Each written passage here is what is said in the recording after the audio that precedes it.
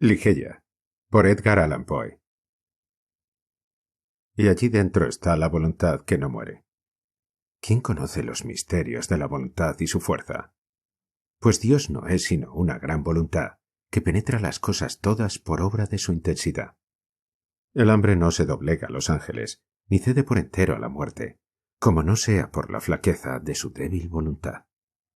Joseph Glanville. Juro por mi alma que no puedo recordar cómo, cuándo, ni siquiera dónde conocí a Lady Ligeia. Largos años han transcurrido desde entonces y el sufrimiento ha debilitado mi memoria.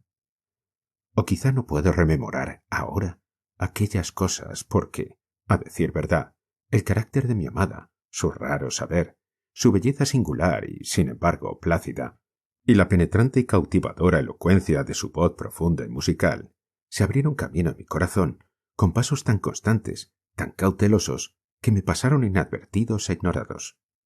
No obstante, creo haberla conocido y visto, las más de las veces, en una vasta, ruinosa ciudad cerca del Rin.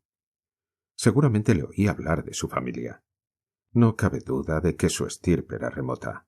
Ligeia, Ligeia. Sumido en estudios que, por su índole, pueden como ninguno amortiguar las impresiones del mundo exterior, sólo por esta dulce palabra, Ligeia, acude a los ojos de mi fantasía la imagen de aquella que ya no existe. Y ahora, mientras escribo, me asalta como un rayo el recuerdo de que nunca supe el apellido de quien fuera mi amiga y prometida, luego compañera de estudios y, por último, la esposa de mi corazón. ¿Fue por una amable orden de parte de mi Ligeia, o para poner a prueba la fuerza de mi afecto, que me estaba vedado indagar sobre este punto? ¿O fue más bien un capricho mío, una loca y romántica ofrenda en el altar de la devoción más apasionada? Solo recuerdo confusamente el hecho. ¿Es de extrañarse que haya olvidado por completo las circunstancias que lo originaron o lo acompañaron? Y en verdad, si alguna vez ese espíritu, al que llaman romance, si alguna vez la pálida Estofet del Egipto idólatra, con sus alas tenebrosas, han presidido, como dicen, los matrimonios fatídicos, seguramente presidieron el mío. Hay un punto muy caro en el cual, sin embargo, mi memoria no falla. Es la persona de Ligeia. Era de alta estatura, un poco delgada y en sus últimos tiempos casi descarnada. Sería vano intentar la descripción de su majestad, la tranquila soltura de su porte o la inconcebible ligereza y elasticidad de su paso. Entraba y salía como una sombra. Nunca advertía yo su aparición en mi cerrado gabinete de trabajo, de no ser por la amada música de su voz dulce, profunda, cuando posaba su mano marmórea sobre mi hombro. Ninguna mujer igualó la belleza de su rostro. Era el esplendor de un sueño de opio, una visión aérea y arrebatadora, más extrañamente divina que las fantasías que revoloteaban en las almas adormecidas de las hijas de Delos. Sin embargo, sus facciones no tenían esa regularidad que falsamente nos han enseñado a adorar en las obras clásicas del paganismo. No hay belleza exquisita, dice Bacon, Lord Verulam, refiriéndose con justeza a todas las formas y génera de la hermosura, sin algo extraño en las proporciones. No obstante, aunque yo veía que las facciones de Ligeia no eran de una regularidad clásica, aunque sentía que su hermosura era, en verdad, exquisita, y percibía mucho de extraño en ella, en vano intenté descubrir la irregularidad y rastrear el origen de mi percepción de lo extraño. Examiné el contorno de su frente alta, pálida. Era impecable. Qué fría en verdad esta palabra aplicada a una majestad tan divina. Por la piel, que rivalizaba con el marfil más puro, por la imponente amplitud y calma, la noble prominencia de las regiones superciliares, y luego los cabellos, como ala de cuervo, lustrosos, exuberantes y naturalmente rizados, que demostraban toda la fuerza del epíteto homérico, cabellera de jacinto. Miraba el delicado diseño de la nariz y sólo en los graciosos medallones de los hebreos he visto una perfección semejante. Tenía la misma superficie plena y suave, la misma tendencia casi imperceptible a ser aguileña, las mismas aletas armoniosamente curvas que revelaban un espíritu libre. Contemplaba la dulce boca, Allí estaba en verdad el triunfo de todas las cosas celestiales. La magnífica sinuosidad del breve labio superior, la suave, voluptuosa calma del inferior, los hoyuelos juguetones y el color expresivo, los dientes, que reflejaban con un brillo casi sorprendente los rayos de la luz bendita que caían sobre ellos en la más serena y plácida y, sin embargo, radiante, triunfal de todas las sonrisas. Analizaba la forma del mentón, y también aquí encontraba la noble amplitud, la suavidad y la majestad, la plenitud y la espiritualidad de los griegos, el contorno que el dios Apolo reveló tan solo en sueños a Cleómenes, el hijo del ateniense. Y entonces me asomaba a los grandes ojos de Ligeia. Para los ojos no tenemos modelos en la remota antigüedad. Quizá fuera, también, que los de mi amada yacía el secreto al cual alude Lord Verulam. Eran, creo, más grandes que los ojos comunes de nuestra raza, más que los de las gacelas de la tribu del valle de Nourjahad. Pero solo por instantes, en los momentos de intensa excitación, se hacía más notable esta peculiaridad de Ligeia. Y en tales ocasiones su belleza, quizá la veía así mi imaginación ferviente, era la de los seres que están por encima o fuera de la tierra, la belleza de la fabulosa Hurí de los turcos. Los ojos eran del negro más brillante, velados por oscuras y largas pestañas. Las cejas, de diseño levemente irregular, eran del mismo color. Sin embargo, lo extraño que encontraba en sus ojos era independiente de su forma, del color, del brillo, y debía atribuirse, al cabo, a la expresión. Palabra sin sentido, tras cuya vasta latitud de simple sonido se atrinchera nuestra ignorancia de lo espiritual. La expresión de los ojos de Ligeia. Cuántas horas medité sobre ella, cuántas noches de verano luché por sondearla. ¿Qué era aquello, más profundo que el pozo de Demócrito, que yacía en el fondo de las pupilas de mi amada? ¿Qué era? Me poseía la pasión de descubrirlo. Aquellos ojos, aquellas grandes, aquellas brillantes, aquellas divinas pupilas. Llegaron a ser para mí las estrellas gemelas de Leda, y yo era para ellas el más fervoroso de los astrólogos.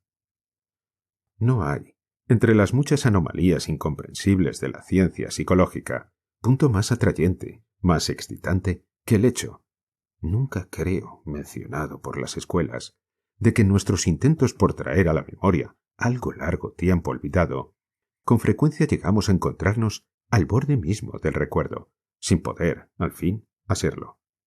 Y así, cuantas veces, en mi intenso examen de los ojos de Ligeia, sentí que me acercaba al conocimiento cabal de su expresión, me acercaba, aún no era mío, y al fin desaparecía por completo.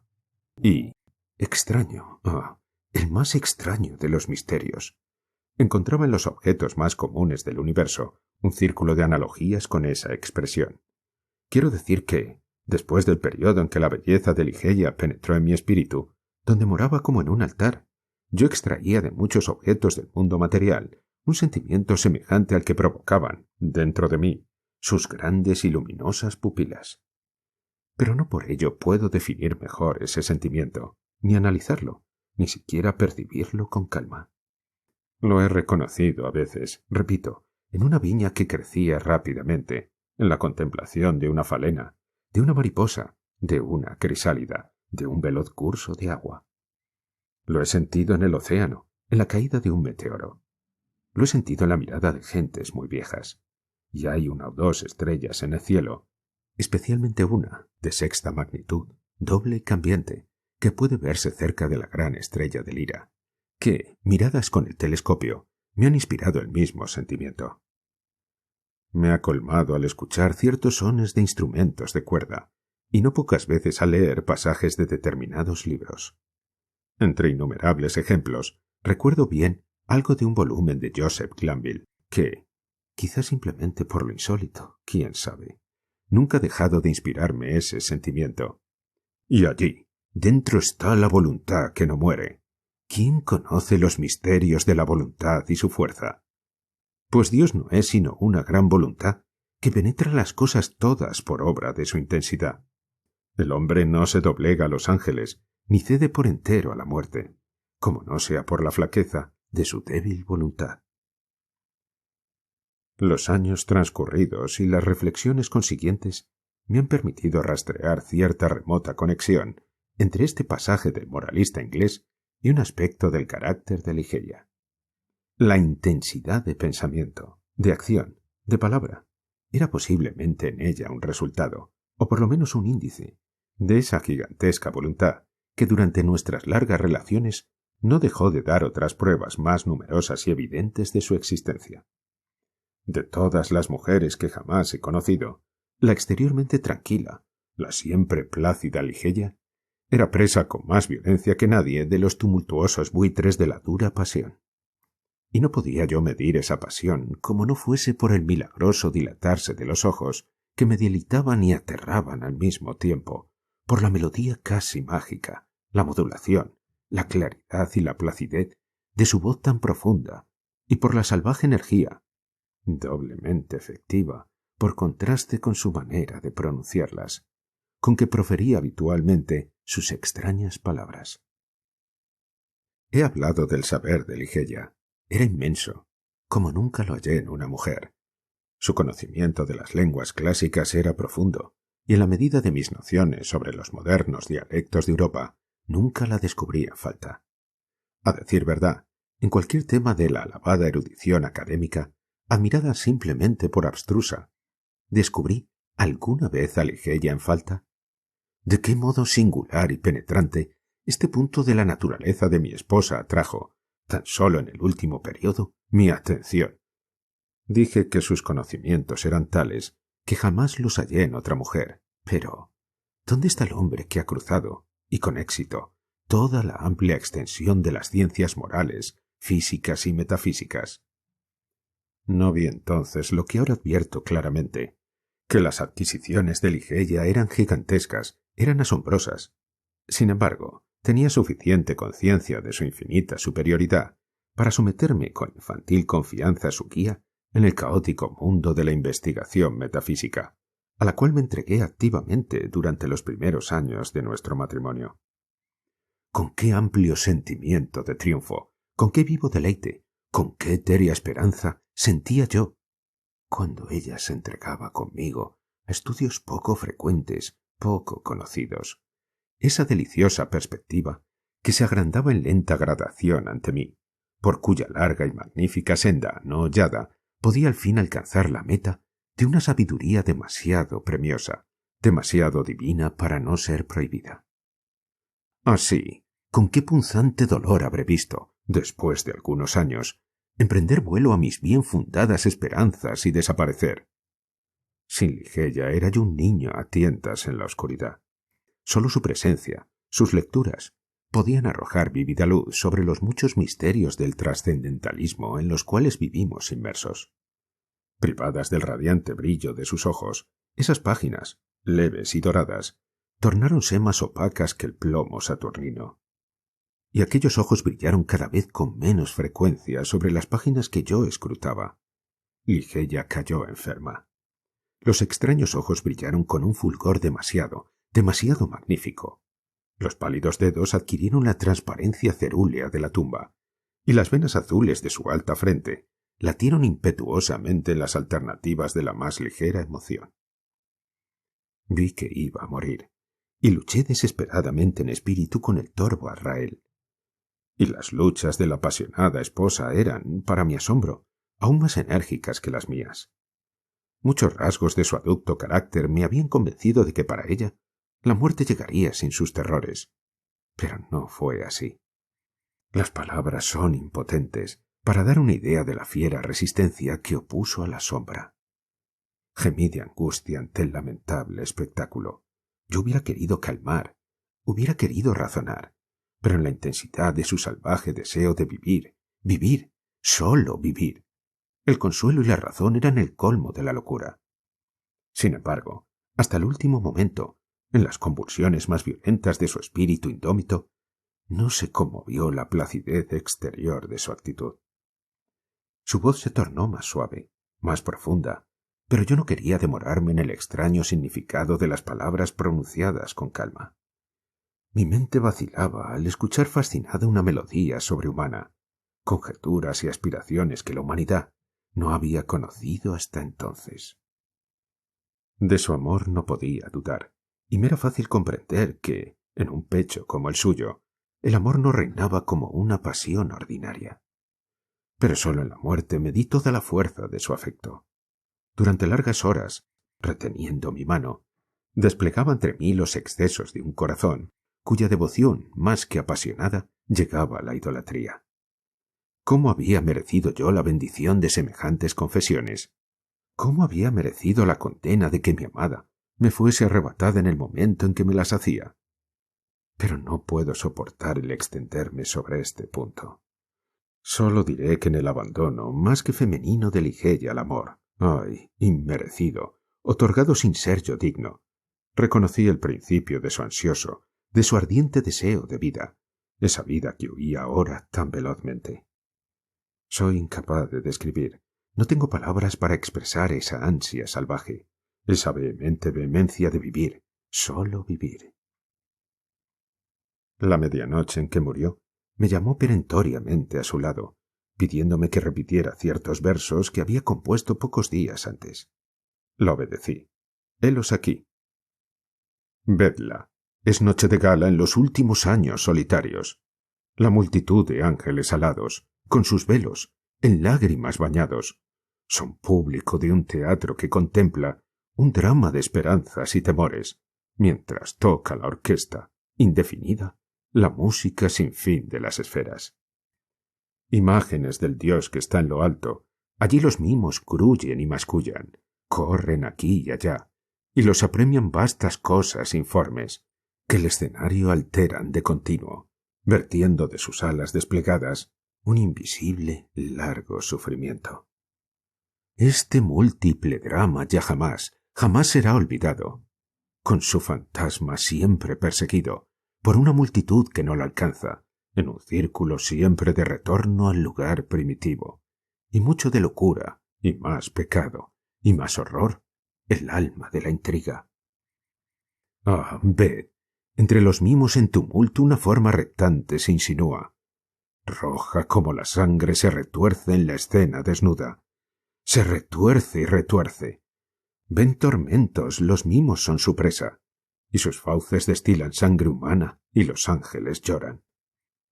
Apáganse las luces, todas, todas, y sobre cada forma estremecida cae el telón, cortina funeraria, con fragor de tormenta, y los ángeles pálidos y exangües, ya de pie, ya sin velos, manifiestan que el drama es el del hombre, y que su héroe, el vencedor gusano.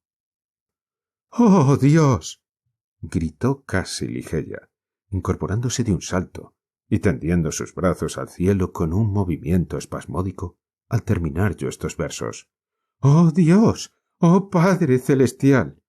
¿Estas cosas ocurrirán irremisiblemente? ¿El vencedor no será alguna vez vencido? ¿No somos una parte, una parcela de ti? ¿Quién conoce los misterios de la voluntad y su fuerza?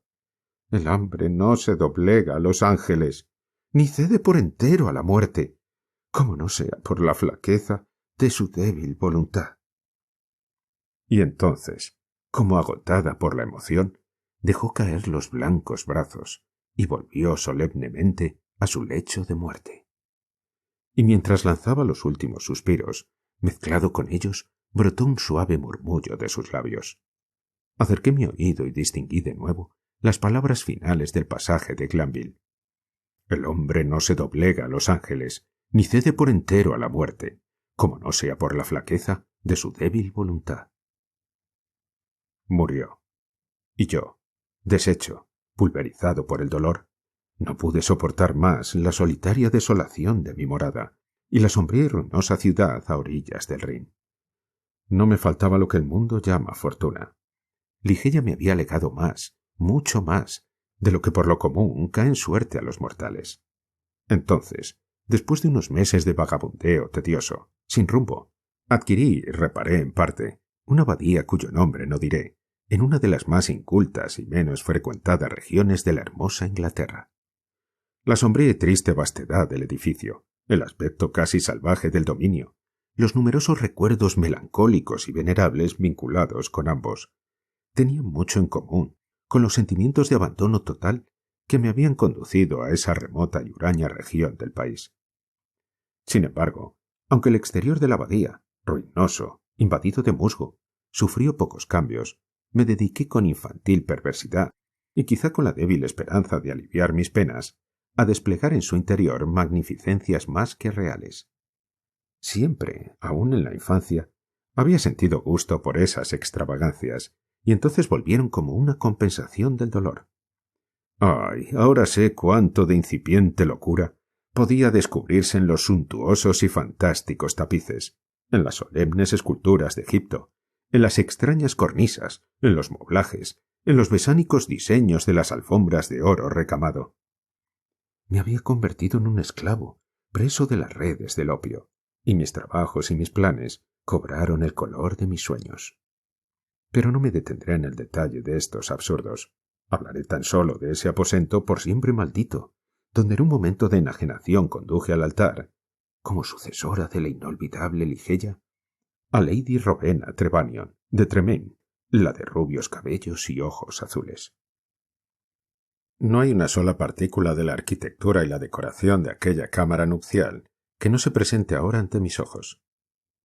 ¿Dónde tenía el corazón la altiva familia de la novia para permitir, movida por su sed de oro, que una doncella, una hija tan querida, pasara el umbral de un aposento tan adornado? He dicho que recuerdo minuciosamente los detalles de la cámara.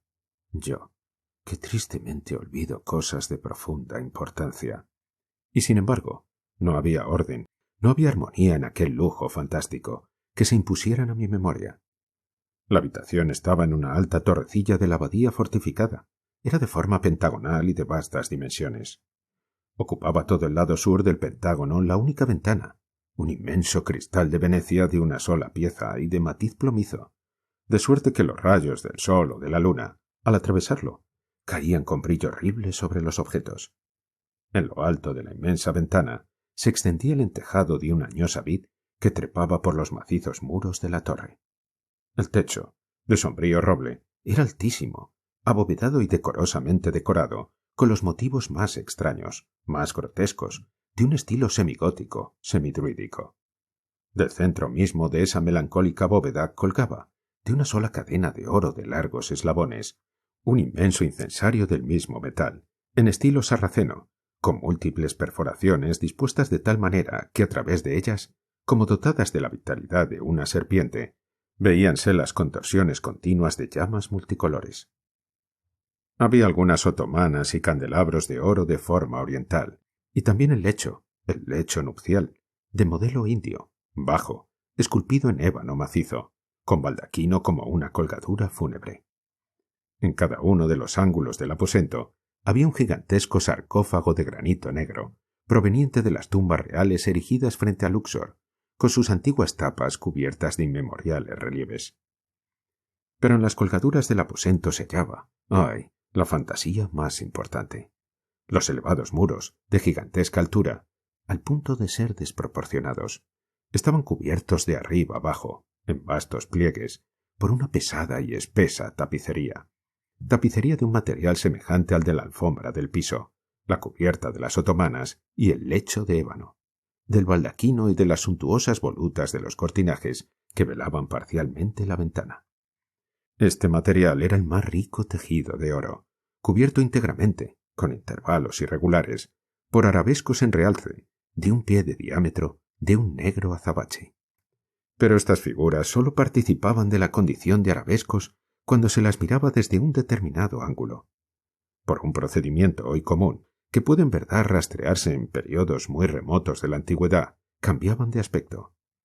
Para el que entraba en la habitación, tenían la apariencia de simples monstruosidades, pero al acercarse, esta apariencia desaparecía gradualmente, y paso a paso, a medida que el visitante cambiaba de posición en el recinto, se veía rodeado por una infinita serie de formas horribles, pertenecientes a la superstición de los normandos o nacidas en los sueños culpables de los monjes. El efecto fantasmagórico era grandemente intensificado por la introducción artificial de una fuerte y continua corriente de aire detrás de los tapices, la cual, daba una horrenda e inquietante animación al conjunto. Entre esos muros, en esa cámara nupcial, pasé con Lady de Tremaine las impías horas del primer mes de nuestro matrimonio, y las pasé sin demasiada inquietud. Que mi esposa temiera la índole hosca de mi carácter, que me huyera y me amara muy poco, no podía yo pasarlo por alto. Pero me causaba más placer que otra cosa. Mi memoria volaba. ¡Ah, con qué intensa nostalgia! Hacia Ligeia, la amada, la augusta, la hermosa, la enterrada. Me embriagaba con los recuerdos de su pureza, de su sabiduría, de su naturaleza elevada, etérea, de su amor apasionado, idólatra. Ahora mi espíritu ardía plena y libremente, con más intensidad que el suyo, en la excitación de mis sueños de opio, pues me hallaba habitualmente arrojado por los grilletes de la droga. Gritaba su nombre en el silencio de la noche, o durante el día, en los sombreados retiros de los valles, como si con esa salvaje vehemencia, con la solemne pasión, con el fuego devorador de mi deseo por la desaparecida, pudiera restituirla a la senda que había abandonado. Ah, ¿era posible que fuese para siempre? En la tierra. Al comenzar el segundo mes de nuestro matrimonio, Lady Rowena cayó súbitamente enferma y se repuso lentamente. La fiebre que la consumía perturbaba sus noches, y en un inquieto semisueño hablaba de sonidos, de movimientos que se producían en la cámara de la torre, cuyo origen atribuí a los extravíos de su imaginación, o quizá a la fantasmagórica influencia de la cámara misma. Llegó, al fin, la convalecencia y, por último, el restablecimiento total. Sin embargo, había transcurrido un breve periodo cuando un segundo trastorno más violento la arrojó a su lecho de dolor, y de este ataque, su constitución, que siempre fuera débil, nunca se repuso del todo. Su mal, desde entonces, tuvo un carácter alarmante y una recurrencia que lo era aún más, y desafiaba el conocimiento y los grandes esfuerzos de los médicos. Con la intensificación de su mal crónico, el cual parecía haber invadido de tal modo su constitución que era imposible desarraigarlo por medios humanos. No pude menos de observar un aumento similar en su irritabilidad nerviosa y en su excitabilidad para el miedo motivado por causas triviales. De nuevo hablaba, y ahora con más frecuencia e insistencia, de los sonidos, de los leves sonidos y de los movimientos insólitos en las colgaduras, a los cuales aludiera en un comienzo. Una noche, próximo el mes de septiembre, impuso a mi atención este penoso tema con más insistencia que de costumbre.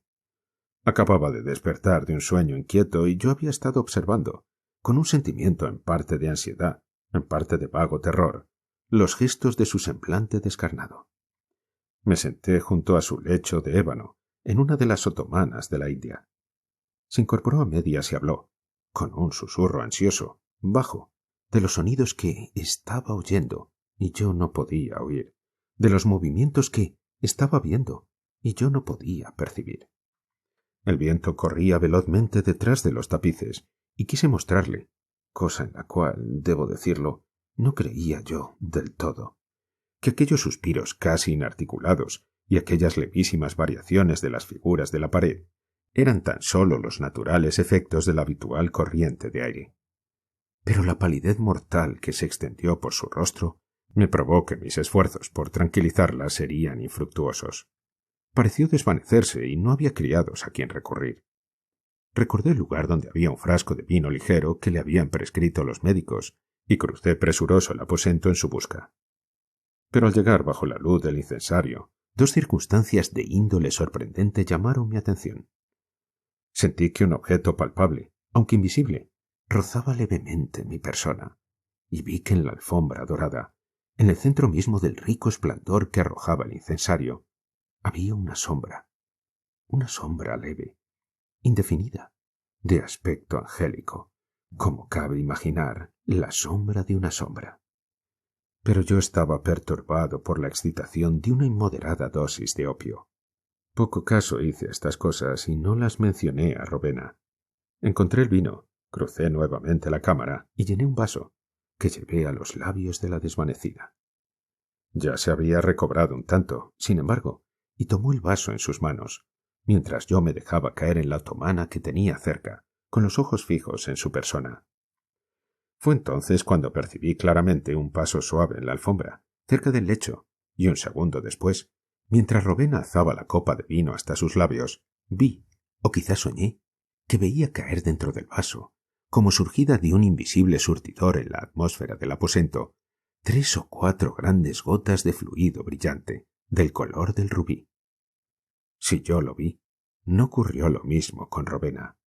Bebió el vino sin vacilar, y me abstuve de hablarle de una circunstancia que, según pensé, debía considerar como sugestión de una imaginación excitada, cuya actividad mórbida aumentaban el terror de mi mujer, el opio y la hora. Sin embargo, no pude dejar de percibir que, inmediatamente después de la caída de las gotas color rubí, se producía una rápida agravación en el mal de mi esposa, de suerte que la tercera noche las manos de sus doncellas la prepararon para la tumba, y la cuarta la pasé solo, con su cuerpo amortajado, en aquella fantástica cámara que la recibiera recién casada. Extrañas visiones engendradas por el opio revoloteaban como sombras delante de mí. Observé con ojos inquietos los sarcófagos en los ángulos de la habitación, las cambiantes figuras de los tapices, las contorsiones de las llamas multicolores en el incensario suspendido. Mis ojos cayeron entonces, mientras trataba de recordar las circunstancias de una noche anterior, en el lugar donde, bajo el resplandor del incensario, había visto las débiles huellas de la sombra. Pero ya no estaba allí, y respirando con más libertad, volví la mirada a la pálida y rígida figura tendida en el lecho. Entonces me asaltaron 1000 recuerdos de Ligeia, y cayó sobre mi corazón, con la turbulenta violencia de una marea, todo el indecible dolor con que había mirado su cuerpo amortajado. La noche avanzaba, y con el pecho lleno de amargos pensamientos, cuyo objeto era mi único, mi supremo amor, permanecí contemplando el cuerpo de Rowena. Quizá fuera medianoche, tal vez más temprano o más tarde, pero no tenía conciencia del tiempo, cuando un sollozo sofocado, suave, pero muy claro, me sacó bruscamente de mi ensueño. Sentí que venía del lecho de ébano, del lecho de muerte. Presté atención en una agonía de terror supersticioso, pero el sonido no se repitió. Esforcé la vista para descubrir algún movimiento del cadáver, mas no advertí nada. Sin embargo, no podía haberme equivocado. Había oído el ruido, aunque débil, y mi espíritu estaba despierto. Mantuve con decisión, con perseverancia, la atención clavada en el cuerpo. Transcurrieron algunos minutos sin que ninguna circunstancia arrojara luz sobre el misterio. Por fin, fue evidente que un color ligero, muy débil y apenas perceptible, se difundía bajo las mejillas y a lo largo de las hundidas venas de los párpados. Con una especie de horror, de espanto indecible, que no tiene en el lenguaje humano expresión suficientemente enérgica, sentí que mi corazón dejaba de latir, que mis miembros se ponían rígidos. Sin embargo, el sentimiento del deber me devolvió la presencia de ánimo. Ya no podía dudar de que nos habíamos apresurado en los preparativos, de que Rowena aún vivía. Era necesario hacer algo inmediatamente, pero la torre estaba muy apartada de las dependencias de la servidumbre. No había nadie cerca. Yo no tenía modo de llamar en mi ayuda sin abandonar la habitación unos minutos, y no podía aventurarme a salir. Luché solo, pues, en mi intento de volver a la vida el espíritu aún vacilante. Pero, al cabo de un breve periodo, fue evidente la recaída. El color desapareció de los párpados y las mejillas, dejándolos más pálidos que el mármol. Los labios estaban doblemente apretados y contraídos, en la espectral expresión de la muerte. Una viscosidad y un frío repulsivos cubrieron rápidamente la superficie del cuerpo, y la habitual rigidez cadavérica sobrevino de inmediato. Volví a desplomarme con un estremecimiento en el diván de donde me levantara tan bruscamente, y de nuevo me entregué a mis apasionadas visiones de Ligeia. Así transcurrió una hora cuando, ¿era posible?, advertí por segunda vez un vago sonido procedente de la región del lecho. Presté atención en el colmo del horror. El sonido se repitió. Era un suspiro. Precipitándome hacia el cadáver, vi, claramente, temblar los labios. Un minuto después se entreabrían descubriendo una brillante línea de dientes nacarados. La estupefacción luchaba ahora en mi pecho con el profundo espanto que hasta entonces reinara solo. Sentí que mi vista se oscurecía, que mi razón se extraviaba, y solo por un violento esfuerzo logré al fin cobrar ánimos para ponerme a la tarea que mi deber me señalaba una vez más. Había ahora cierto color en la frente, en las mejillas y en la garganta. Un calor perceptible invadía todo el cuerpo.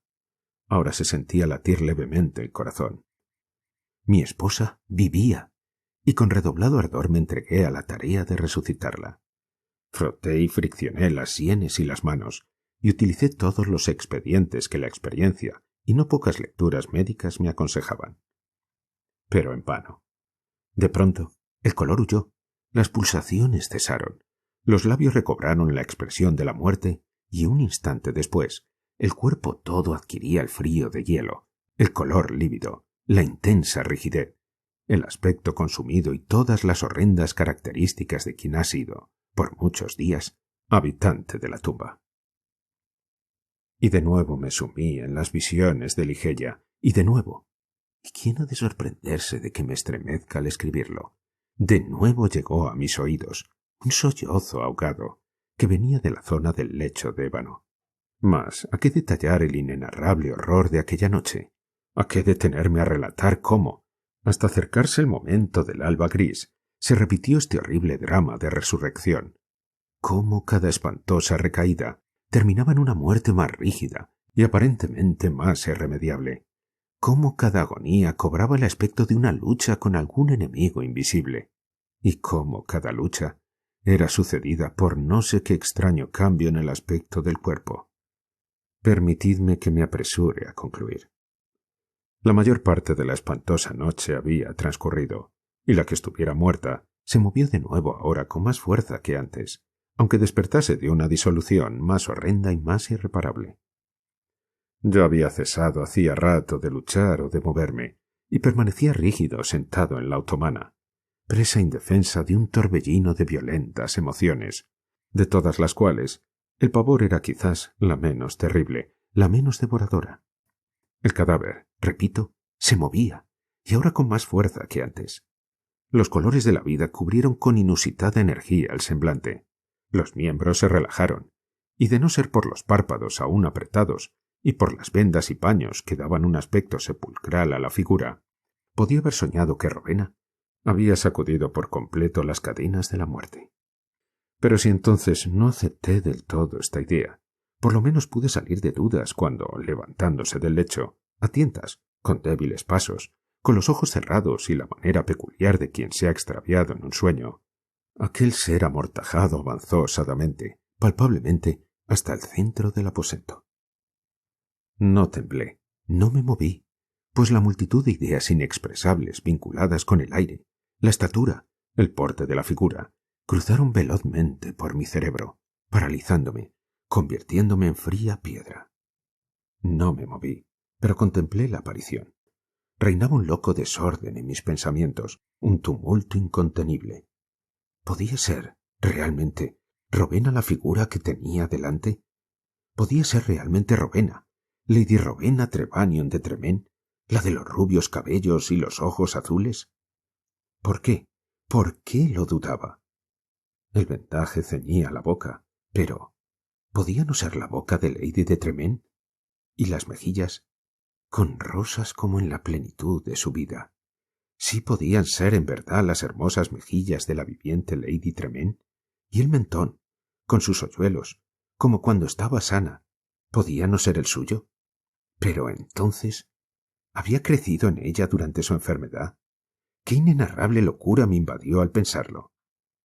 De un salto llegué a sus pies. Estremeciéndose a mi contacto, dejó caer de la cabeza, sueltas, las horribles vendas que la envolvían. Y entonces, en la atmósfera sacudida del aposento, se desplomó una enorme masa de cabellos desordenados. Eran más negros que las alas de cuervo de la medianoche, y lentamente se abrieron los ojos de la figura que estaba ante mí.